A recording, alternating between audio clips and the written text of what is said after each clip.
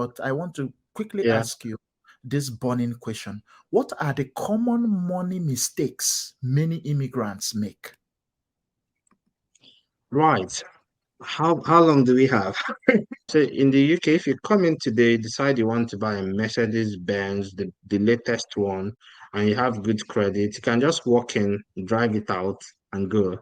But then you're paying a Yeah, monthly payment, you're paying all that, and it's stealing from you the ability to now have excess money to invest or start a business. So I yes, I do would say understand. Yeah. buy it cash if you can afford to buy it cash.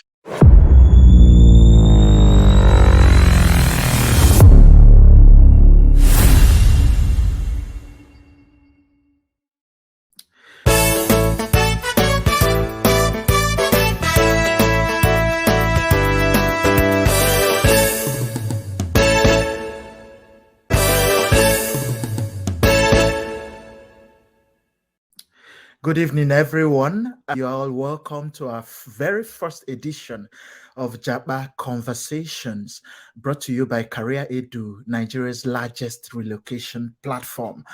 In this series, we are going to be having honest conversation about relocation, and we're going to bring very, very experienced guests who can provide us with their stories, the challenges they overcame while relocating, and also providing tips that you, who is our viewer, can as well use to succeed locating as an immigrant. I'm your host, kelvinalaneme. I'm a medical doctor based in the UK. I'm also the founder of CareerEdu. I'll be bringing these conversations to you every Friday by 7 p.m. live on Facebook, Twitter, YouTube, LinkedIn, and our various platforms. So do well to follow CareerEdu on all these platforms so that you can be part of these exciting and life-changing conversations. Today's episode is centered around the cocoa, the main driver of relocation, which is money. For many persons who relocate, they do so to improve their financial circumstances. Most relocate to get global skills. With which they can command even better remunerations.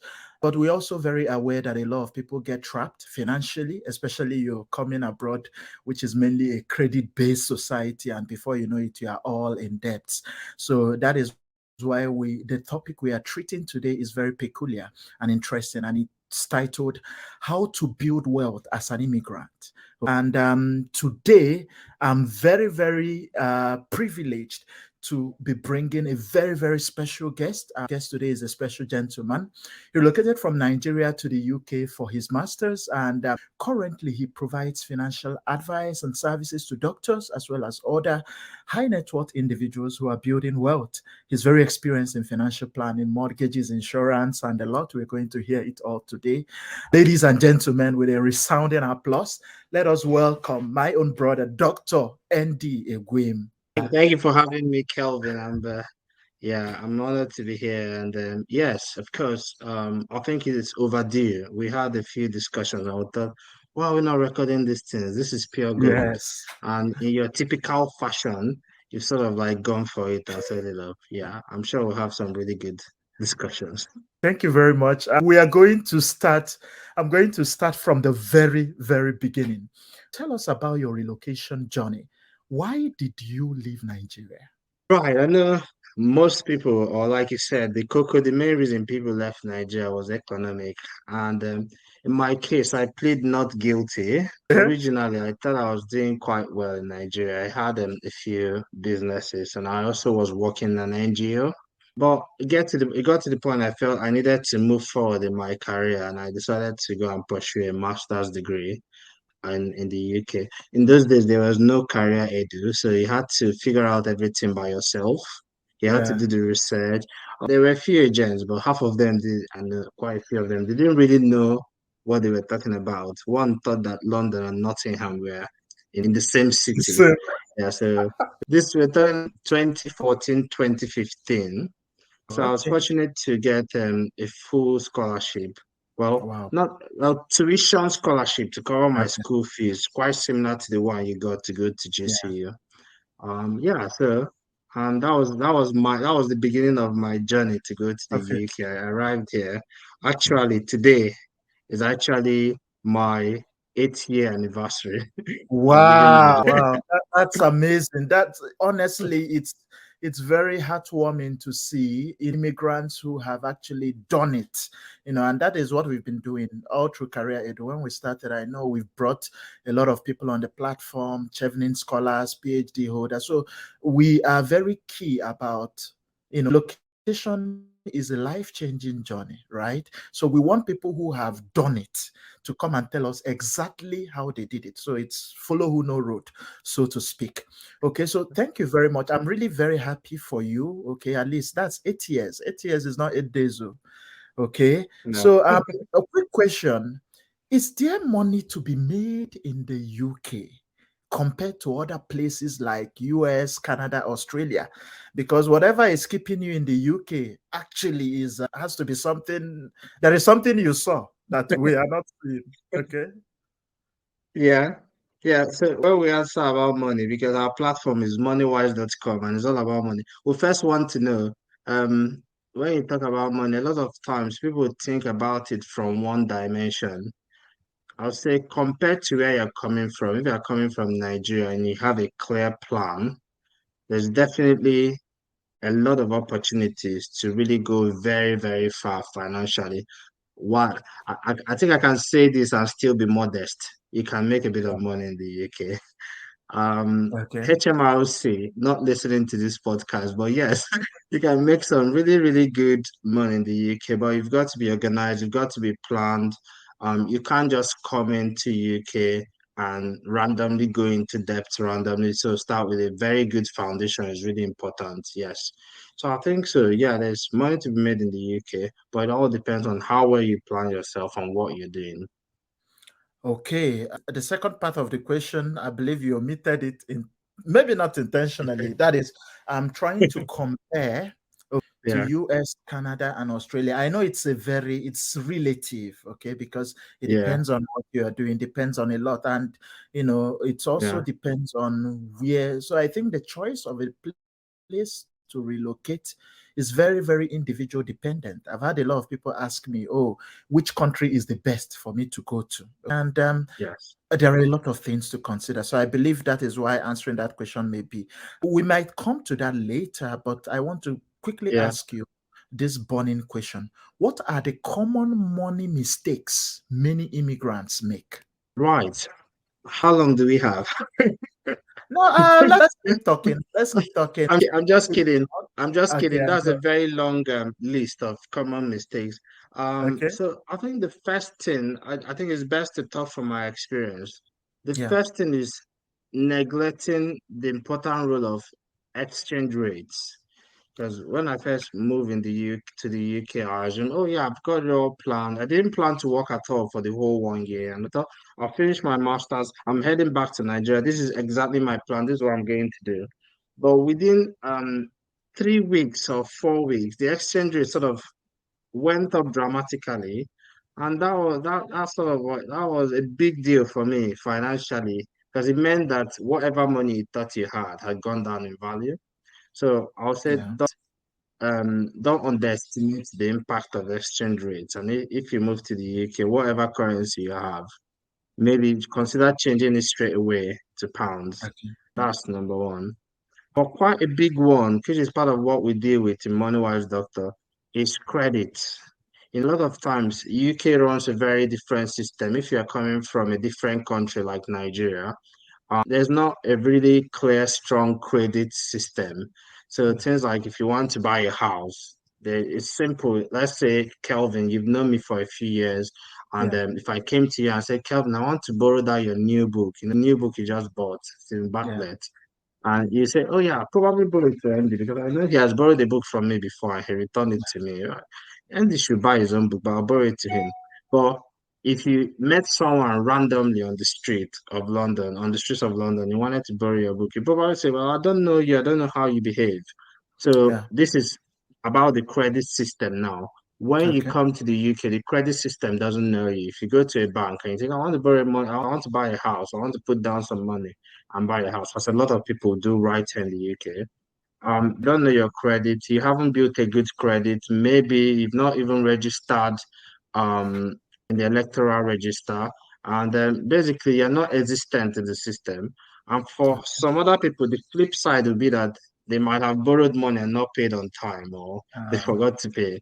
So that's one big issue. Neglecting your credit and your credit score is one big financial mistake that immigrants make in the UK. I'm sure as we go forward, unearth the rest of them. the mistakes. Okay, thank you very much. I think it's the question you just answered is a very, very big barrier to a lot of people, because I know I found it very challenging. As I'm talking to you, this is my September made it my this is my 4 years here. I'm yet to even get a Yes, credit card.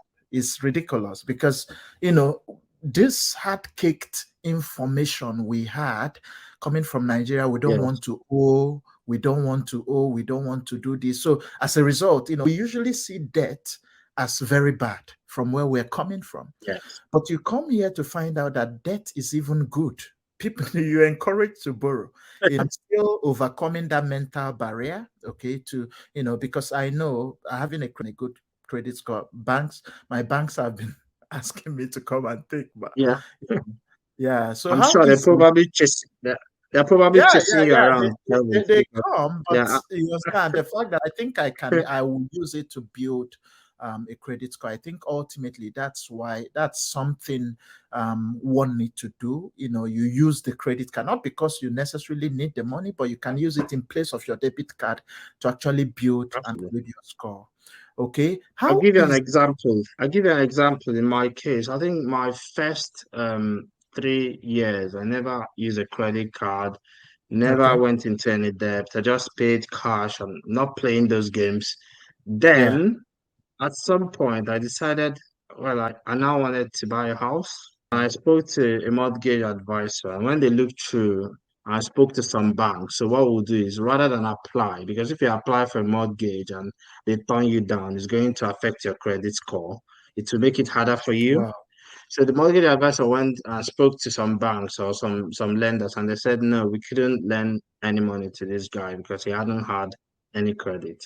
And at some point, anything? I Yeah, remember when I finished my masters and I tried to buy a phone, and then I would usually just buy my phone, but at that point I thought, oh yeah, right now I'm now living in UK. I've got a job. I can just go and get a phone on the plan.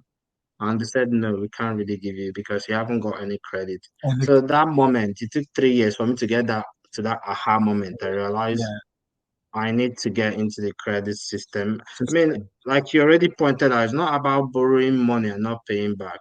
Part of it is about protecting your debit card and your account, and the other part exactly. of it is making use of the system. And I'll talk a little bit more about credit cards and the benefits further down the line. Okay, okay. I'll keep that in mind to ask you or to remind you.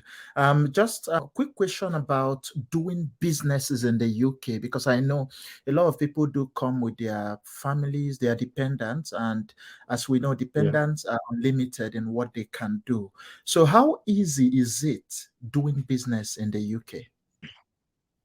So I'll say it depends on what the business is, how big the business is.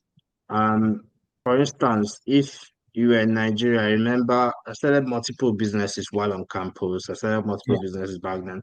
And you could start the business and then register it later, whatever, get it all sorted. In the UK, most times you're trying to make sure that you register things properly. yeah, If you're going to do any business, you have the necessary skills to do the business, or you have the necessary yeah. team.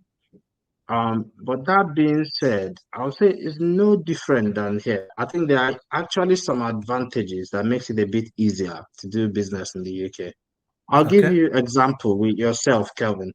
You are Yeah, running you're running a massive platform, CareerEdu. You are doing sort of working with teams around the world, and you don't need to like get a massive office in a plaza. People don't really you get okay. reliable internet connection, which is making it possible for us to even chat and do this stuff. Yeah, Your light is going to be there. You've yeah. got like just the basic amenities, and the rest of it is down to you. So Okay. that is one of the benefits I would say is advantage of doing business in the UK. There are a few things that may be the downside. Obviously, some people complain about corporation tax. Again, corporation tax in UK has been 19% for many years. It's just risen to Which 25% is from this year. fair It's to not the you. highest in Europe. There are Yeah. other countries that corporation tax are much higher. So I'll say yes, there are I said Listen. when you mentioned something about the registration of businesses and how simple you can do it in 5 minutes. You can even Yes. get an appointment to accountant today for you here. Yeah. It reminded me of when I registered my first business in Nigeria. I think I was a teenager. I was in my early 20s, and it's ridiculous how long you need to find an agent or a lawyer, or you can try doing it by yourself. It takes forever. And some people pay someone to register their business. 1 year later, they are still trying to register the business. It was so bad that I Wow. wrote a book about it. I wrote a book about how to register your business without a lawyer, and it's still on Naira Land or somewhere for free. In fact, about 7 years ago, when I had moved Yeah. to UK, I found the book online. Someone was selling it. Book about how to register your business without a lawyer for less Yeah. than 10,000. So I those think kind of little things can be things can discouraging make for a a small huge business that difference. doesn't even have a deep pocket to start from somewhere. Yeah. So those are Yeah. some of the issues. Okay, so now let's talk about some financial tips. Okay, I know you came in through masters. I also came in through masters.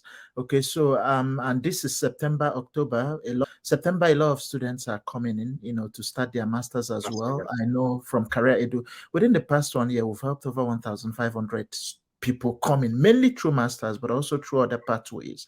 So, what are the financial tips you have to give to these students who are relocating for their masters? Right. So I think this is really a good time to start from the beginning because that's what helps. You don't want to find out later that, oh, Yeah, I could have done that. So there are some very common mistakes that immigrants make when they come to a new country. I'll say one of them is not having a credit history. We've already talked about it. You can yeah, easily get a credit history if you've got any bill that is on direct debit or you have a credit card or whatever. There are multiple ways, multiple articles. You can go and look on online. You can look at moneywisedoctor.com. There are multiple ways. So you need to get a credit history. Part of how you can improve your credit history include things like making sure you register online for the electoral register. So there's something oh, in the UK, Kevin, I'm sure you know, called the electoral register, where it registers to say that you are living in the UK, you can vote. Because a lot of money lenders use that to find out if you're a real person, if you're existing. Those are simple things, easy things to do. One thing else you can do, or one of the commonest mistakes, is ignoring credit reports. I'll say for my first 3 years in the UK, I didn't really bother so much, or whether Experian or my credit score. What am I doing with it? I'm not borrowing any money. So ignoring it you will not realize that there might have been a gym membership that you didn't cancel until last minute when you want to apply for something. They'll say your credit score is bad. So if you come into the UK as soon as possible within your first few weeks, you settle down, you start your job, or you start your studies, or you get a job. The next thing you want to do is you want to get a bank account as soon yeah, as possible. If you have coming into work as a doctor or nurse or HCA, most times the employer might be willing to give you a letter that you used to okay, open a bank account. As a student, most times the school itself will also be able to give you a letter to open a bank account. The bank account is really foundational, is important. And you can go to one of the main banks. There are multiple high street banks. So these days, there are even banks that are online that you yeah, can go online to register a bank account. That's number one. Number two, obviously, it's important to find a source of income. If you've come in for a job, it's important. Don't make the mistake some of us made. I think for my first 1 year, I didn't work at all. I think, no, why am I working? I've got ideas. you I'm were a big running a boy. business. I have a business. When you leave Nigeria, sometimes your Yeah, business in Nigeria will start, like the manager will start telling you stories, you know. yes, So find something to do, even if no matter how little, except well, if as they say in Nigeria, if your papa na Dangote, if your father is a multi-billionaire and you're controlling, you might not need to do much. But if that's not the case, then you need to find something. That's number two. Number three, whenever you get any income, it's important to start immediately saving. Usually advise whether you're a doctor, whether you're a student, it doesn't matter. If you can earn money, you can save. You set up 20% at least. You can do a bit more, you can do a bit less. You can set it up with your bank inside that bank that any money that hits your account is going directly, 20% goes there. You're saving. And I'll tell you why you're saving. Why you're saving, number four, if you're going to stay in the UK, if you're planning to stay longer than 1 year in the UK, there's chances that you start thinking about buying a house. Thinking about buying a house, that will save you rent. I was fortunate to be able to buy my first house within my first year of working in the NHS. So if you have started saving, at least you've got some deposits to put down. Or even if you don't have a deposit, you have something to start building. That's number four. Number five, if you want to save that money, where should you save it? I'll tell you something I did as a student. I was lucky to find out about an account called an ISA. So So yeah. help to buy ISA. It no longer exists, but there's a better replacement now. So help to buy ISA. I just walked into the bank. I wanted to open a second account. I didn't know anything about ISA. And someone in the bank said, why don't you open a help to buy ISA? So basically, the help to buy ISA was this account where you could put money every month. You can put like as little as £0, or you can put £200 every month, maximum. And when you wanted to buy a house, whatever money you had there, the government will give you 25% of whatever money you had saved. What? So yeah, that would be 25%. So let's assume that Kelvin, if you've saved 4,000, the government is Mm, going to give you £1,000, not as a loan, it's free money given to you to buy a house. wow. So I Yeah. benefited from that as well. There's even a better one now called LISA, Lifetime ISA. So even if Okay. you're a student, you're on tier four, you're on tier two, you can open a lifetime ISA. There are multiple platforms. If you check on moneywise.com, we wrote about lifetime ISA. You can open that lifetime ISA, and what you're trying to do is the maximum, if you put up to 4,000 there a year, whatever money you've put in, you can get the full 25%. That's if you saved 4,000, the government will give you 1,000. And don't worry, even if you can't save 4,000, if you're a student, if you can save 200 or 400, you get £100 just for saving it in the first place. The idea Okay. of this is that when you need to buy a house, like Kelvin, if you finally decide to stop being a digital nomad. And I don't see that happening very soon. But if you decide that, okay, I want to buy a place in the UK so that when I'm in the UK, I can have somewhere to Okay. stay, or even if you wanted to invest, and if you decide to buy your first property, whatever money that you've saved there, you can take it to the government and they will give you 25% of whatever money you have saved. So if you have saved 12,000, you get 3,000. If you have saved 40,000, you get, just for ease of calculation, you get 10,000. If you have saved 4,000, you get 1,000. If you say, Okay. I don't want to buy a house, if you decide, oh, I don't really want to buy a house, the money is still your money. And Exactly. as long as you don't remove that money, if you remove that money for retirement, if you say, okay, I'm going to use it for retirement later in the future, you are still entitled to that 25%. But what's the worst case scenario? You can say, well, I'm leaving the UK. I want to go to back to Nigeria or Australia or wherever you're going. You can still go and close the account and take your money back. You might not get that bonus, that 25% bonus, but you're going to get interest on the account. Okay. So Okay. that's, I don't know, is that point five we've covered now? Now, we've Yeah. covered opening a bank account, which type of, apart from the bank account, you should have a savings. We talked about having a credit score and making Yeah. sure that you're checking your credit rating. The next thing I'll say is that a lot of times people come here and they make simple mistakes like not paying their bills on time. So in this country, I'm sure you've experienced this as well. We pay our bills mostly on direct debits. Yes. So landlord is not going to knock on your door, say, "Ha, you've not paid my rent." Don't do that with my tenant. They just encourage them when you move in, you set up your direct debit so that at the end of the month, the money comes out. We are not going to have that conversation. Oh, what happened? You never pay me. And I say, oh, they Yeah. never pay us. No. So if you don't pay your bills in this country, it can damage your credit. It can hurt Okay. your credit. So if you come in here, you're talking about paying your bills on time. So if you have bills, don't try to do it manually. No, no, no, no. Spend your time trying to figure out your school and all that, but don't be trying to remember the dates of your bill. You set up everything automatically. So that's what we've done. We just from day one, you set up your bills so you know that on 25th, your rent is going to go out. On this day, your water bills is going to go out. So your business is to make sure that the money is inside the Is account, there on which that is day? outside the scope. So I think these are sort of like the basics, I would say. I mean, we're not Yeah. able to cover everything, but this is like the basics of creating that financial foundation when Yes. you come into Okay. the really important. Okay. Thank you very much for that. Those life-changing tips. I wish somebody told us when we came in, but it's good. The Igbos have a saying, "Wake is your Exactly. money." So, is there Exactly. down to the next question? Is there any financial? Because you have a lot of people who have family, wife and children, or husband and children, and they decide to just move alone and leave the husband and children back in Nigeria. Are there financial spouses? Sorry, Kevin, I missed the part of the question. It said, is there any financial? It didn't come true. Financial advantages of relocating with one's family, because sometimes we have these people, students maybe who are coming in with dependents. Some people decide to just move alone on their own. So I want to know, is that a wise decision financially, or do they start to benefit if they move with their family?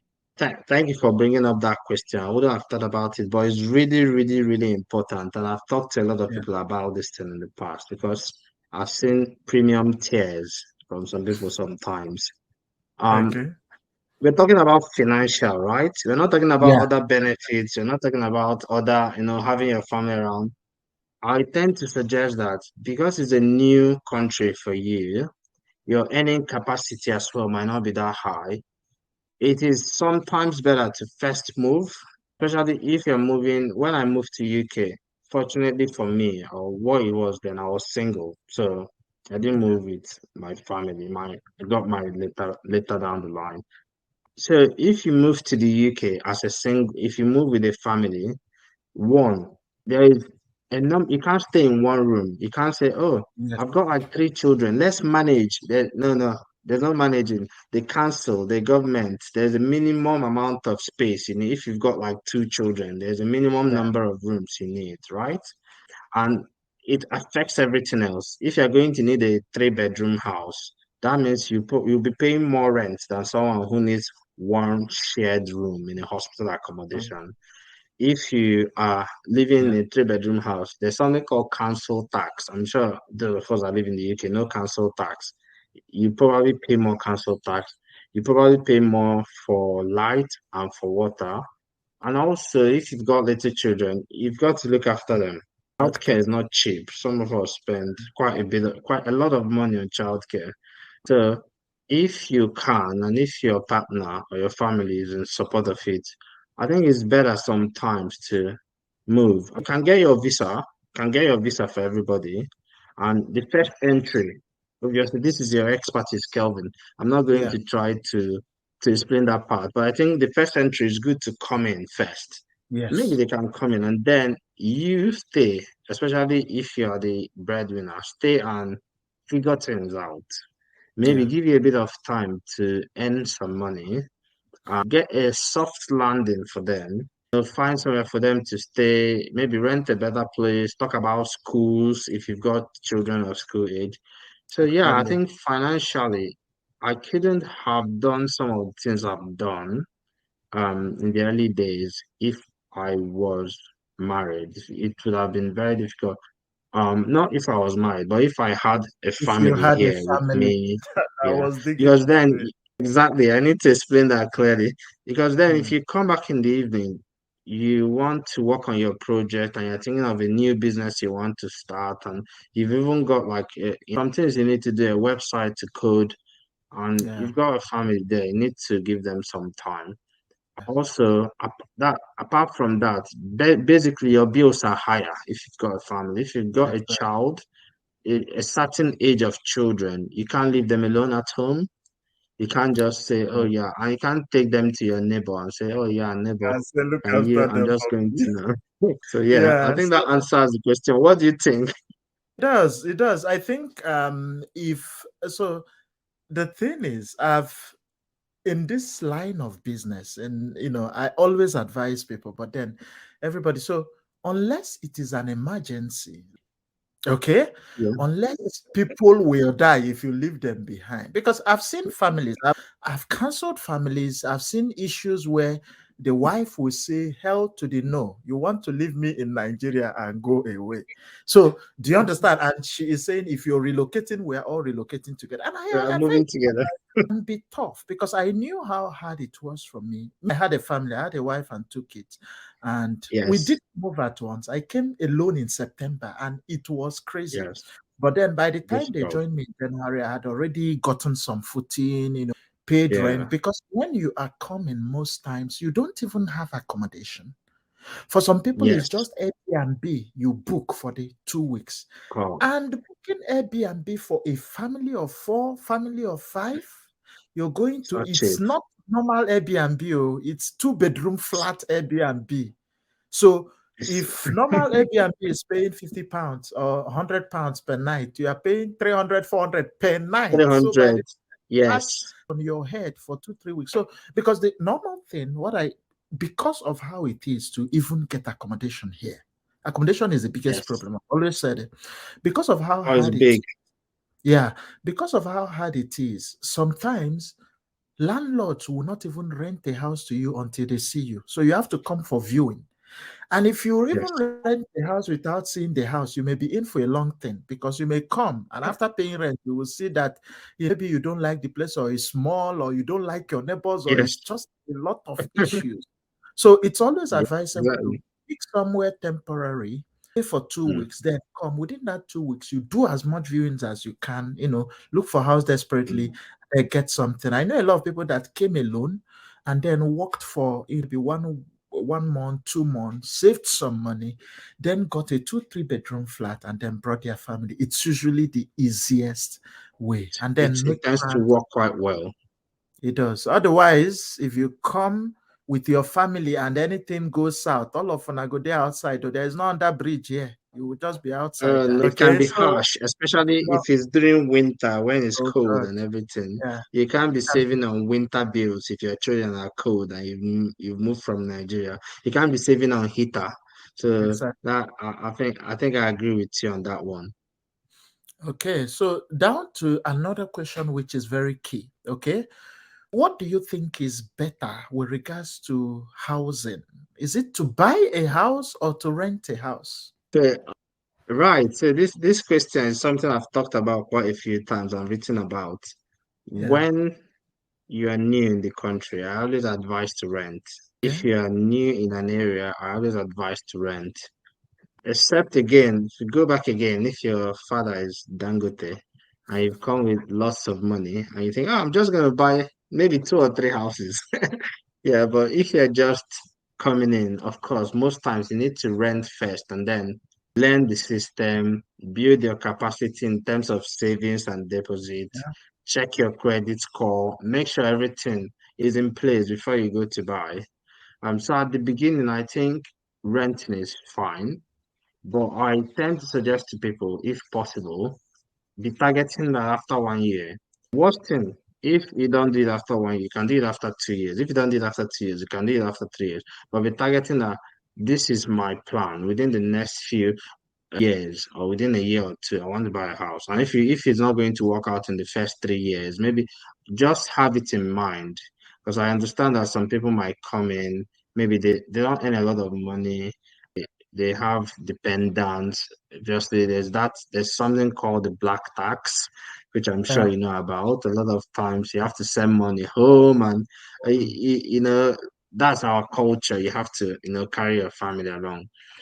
But in whatever you're doing, have in mind that if you buy a house, my first house I bought, it wasn't a massive house, a 2 bedroom house up and down. If you buy a house, the value has blown up from when I initially Oh, bought it, nice. and it will save you rent for that Okay. period of time. That means you're not paying rent. Some people will argue otherwise. They will say things like, "Oh, it's better to invest the money in the stock market or rather than buying the house." But I'll say something to you. Your landlord can wake up one day and say, "I want my house back." And I've decided, and this is from experience. It's happened to me. I Wow. found myself going to court saying, "Oh, I had to buy a house in a hurry." This was like Um, my where I'm living now. Yeah. It was a good buy, but we had moved from our former house. We were renting briefly to learn the area, and then the landlord turns around and says, "Oh, I'm selling it."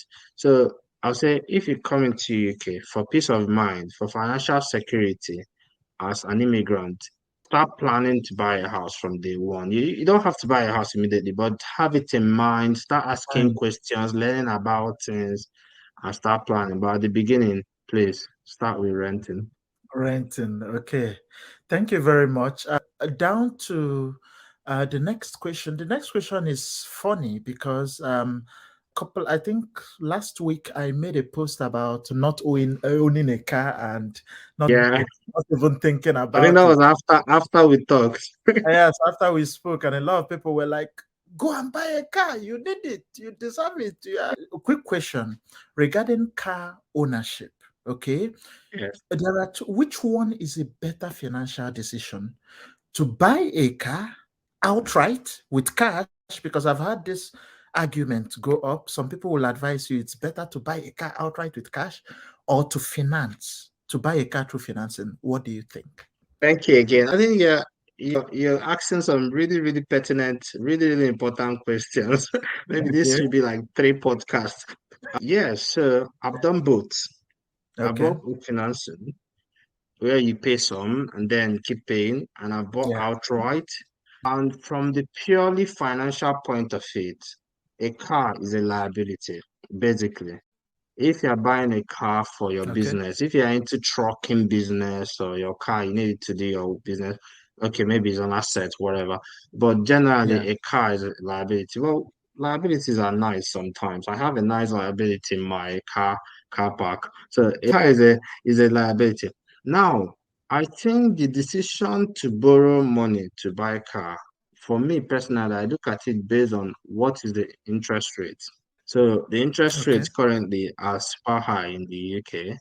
I don't want to quote today's interest rate because by tomorrow it might change. So it changes quite quickly. But And yeah. the interest rates being Yeah. high during that time, I tend to suggest to people borrow as little as possible. I've got a few colleagues now, doctors who read our moneywise.com, who reached out and they wanted to buy cars, and I encouraged the person, how much cash do you have? "Okay, right, this cash you have can buy you a nice car. You can manage that. Don't worry, you might not buy Tesla, you might not buy the Range Rover Sport you wanted. But in the meantime, the cost of borrowing money at the moment is too high. Let's say 4 years, 5 years ago, there was a point interest rate was 0 point something No, you percent, can borrow. 1 point Yeah. something percent. At that at that point, it doesn't. I mean, you could borrow the money because I think, well, if I borrow the money, buy this car, I know what else I can do with my money that will give me 8%, 10%, and then I'll just Oh, pay them. And yeah. also, so I tend to suggest it depends. It depends on what is the current interest rate. If it's right now, say if you can pay cash. But then some people say, well, I don't have money to buy a car. And I'll say to them, look at Kelvin. He's managing without a car. Yeah. But Without the car. on a Okay. on a more serious note, the thing is to know your budget, know what is important. I didn't buy my first car till I bought my first house. I didn't buy my second car till I bought my second house. So Okay. we didn't just buy a second house. It was not because we planned it, but if you set your priorities straight, Priorities. things will just follow in that order. So yes, I'll say in the UK, if you come in today, decide you want to buy a Mercedes Benz, the latest one, and you have good credit, you can just walk in, drive it out, and go. But then you're paying a Yeah. monthly payment, you're paying all that, and it's stealing from you the ability to now have excess money to invest or start a business. So And yes, I would do other say things. Yeah. buy it cash if you can afford to buy it cash. If not, be careful not to borrow too much so that you don't end up driving your future around. Okay. Yeah, I think it's a very, very beautiful analogy, driving your future around. Okay. Thank you very much, ND, for this beautiful, beautiful presentation. It's been a nice time. You've answered quite a lot of questions. I think there was something you asked me to remind you, and that is getting around to talk about credit cards. Okay. I was thinking you might forget so that we Credit. can just leave it for last. So just when you close on it, So it's going Yeah. to be my last question. Okay. Yeah. Okay. What do you have Yeah. to say? So, What advice you give migrants about credit cards? right. Thank you for that. I think I almost left that one out. So, one of the main things for an immigrant, depending on where you're coming from, one of the main things you're going to experience that is different is the credit system. And one representative of that credit system is a credit card. So for me to tell you about a credit card, I have to tell you about a debit card. A debit card is simply like your usual ATM card. You have money in your bank, you Yeah. go to the machine, you withdraw it, you pay for something, they take your debit card, they take the money from your bank, you go online to shop, you put in your debit card, and they take some money. So that's your money that is being spent. A credit card, on the other hand, is not your money, is the lender's money. Use that card and you buy something. When you buy the thing, you're owing them. But you still get the stuff you need. But it's expected that by the end of the month, you pay back the money that you're owing. And for most credit Okay. cards, yes, the usual credit card, if you pay back in full, I think you should underline in full. If you pay back in full, you don't pay any interest rate. If you don't Okay. pay back in full, that is where premium tiers start. That's the origin of many people's financial disaster, Wahala. catastrophe. Okay. If you, I'll tell you what, if you don't pay back in full, a lot of the credit cards, the interest rates are quite high. They might even encourage you to say, Okay. oh, you don't need to pay everything back, just pay £5. You don't do that. Because what will happen is that whatever money Okay. you're owing starts compounding. The interest rate is compounding. The interest rate is Okay. compounding. It might get to the point where the original money you borrowed is now a small fraction of the money you're owing. Okay.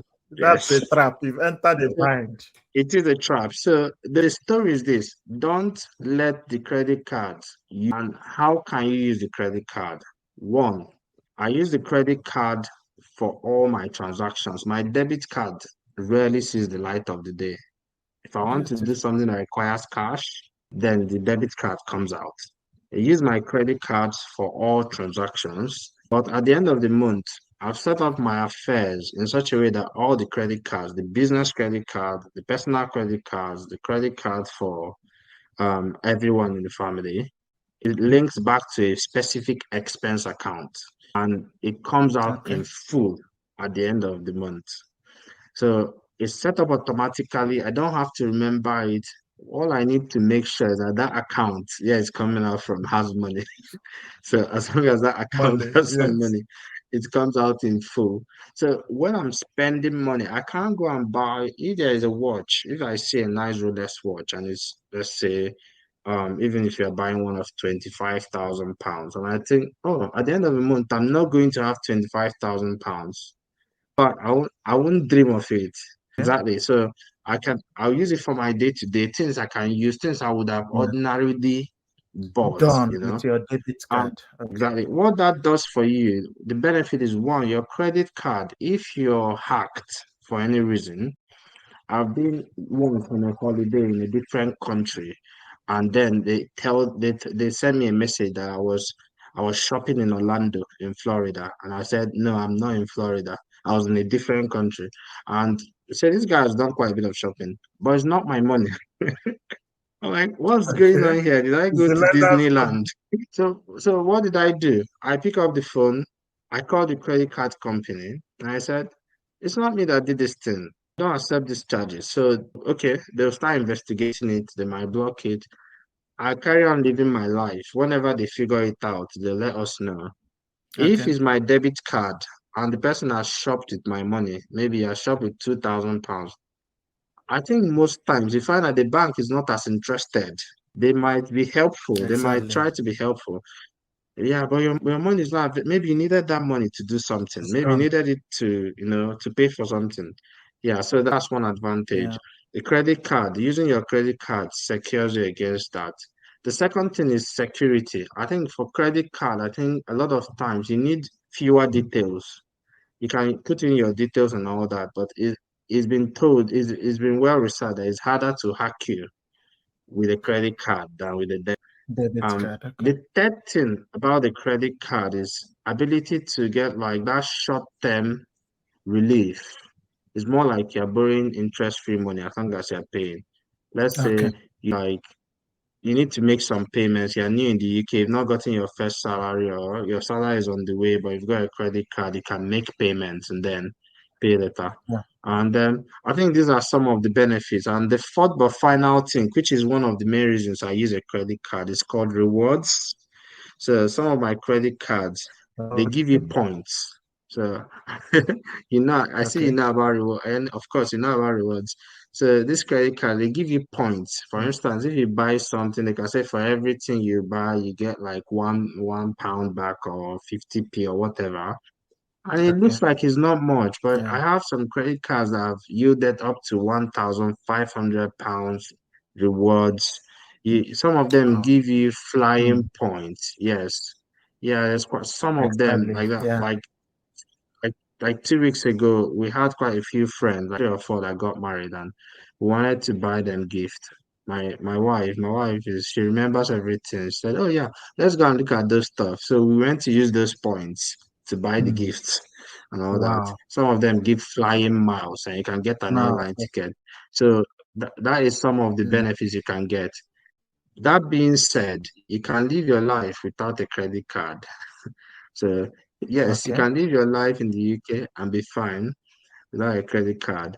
If you feel that you don't have self-control, if you feel that you're going to go Mm. crazy and order a Lamborghini or Ferrari on the Yeah. credit card, or if you Thank find out that you're you. buying things that you can't, it might be better. Go ahead. Yes, I was saying it's like fire, death. Credit card is like fire. It's a good servant, but it's a very, very bad master. Headmaster. Okay. I know some people who do, some persons who find themselves in bond with a lot of credit cards maxed out. They are advised to cut off the sometimes and just it can be a very, very bad place to be. But I know a lot of entrepreneurs that credit has saved. Some of them they have to take a bet on themselves, max out credit card to actually get their first income. Now, it's been an enlightening conversation so far. We've touched on mortgages, we've touched on credit cards, we've touched on car financing. One of the things we've not touched on, which I would like you to just shed a small light on before we conclude, is on the issue of insurance. How important is Mm. insurance? Especially of life insurance, because there is this whole life term comparison and all the benefits. And so a lot of people, especially now, nothing happen, they cannot die. Okay. And if anybody mentions that, like, God forbid, it's not my portion, it's not my portion mentality, but we see how short-lived, 2 days ago, this musician Mobad was alive, but today he's dead and buried. So God rest his soul. But this is how things can actually change drastically. We've also had colleagues who just died, so it can be very. So can you just shed some light on insurance? Is it important? And if it is important, which insurance will you advise immigrants, especially maybe students or young professionals, to get? And how early can they get? Yeah, Kevin, thank you again for bringing that one up. It's very important, your point.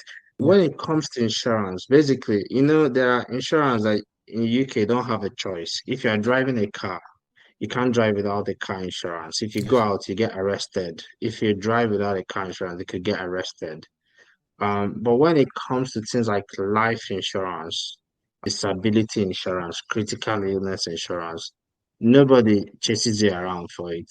But the truth is that when you're young Yeah. and when you haven't got any diseases, diabetes, hypertension, or cancer, all those things, is the time you can buy insurance cheaply. It's the best time to actually get your life insurance. Now, the big question is who really needs life insurance? So I will say I pray, so I don't need life insurance. Well, we all pray, but yeah, Yeah. you still lock your door, you're still very careful, you still make plans and all that. The rule of thumb is if anyone is dependent on you, if anyone is dependent on your income, you need life insurance. If, for instance, you've got a family, or you've got like a brother or sister or parents that depend on you, then you need life insurance. Basically, life insurance is that I know you're going to live forever. I know you're never going to die because a lot of people don't think they'll ever die. But if things do, the worst happens and you're gone, then you want to make sure that the people you've left behind are cared for. So what life Okay. insurance does is that they'll pay a lump sum to them. This is particularly important for an immigrant. When I moved there, I didn't have any, you haven't got like an uncle or father or anyone. So you've got to like think about these things. If you've got a Yeah. mortgage, if you pass away, what will happen to the mortgage? And will it become a source of stress to your family? Now, when Yeah. it comes to insurance, life insurance, there are two main things. If you don't remember anything, remember this: whole life insurance and term insurance. So, whole life for your Yeah. whole life and term for a period of time. A lot of financial professionals, insurance salespeople who might masquerade themselves as insurance advisors, especially if you are new to the system, you don't know, they can convince you to buy whole life insurance. Don't do it.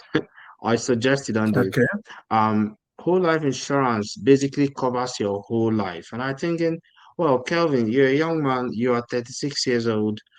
If you're thinking of your family and covering them, I'm thinking that over the next 30, 40 years, you're thinking by then, most likely they may not, hopefully, they're not going to be dependent on your income by then.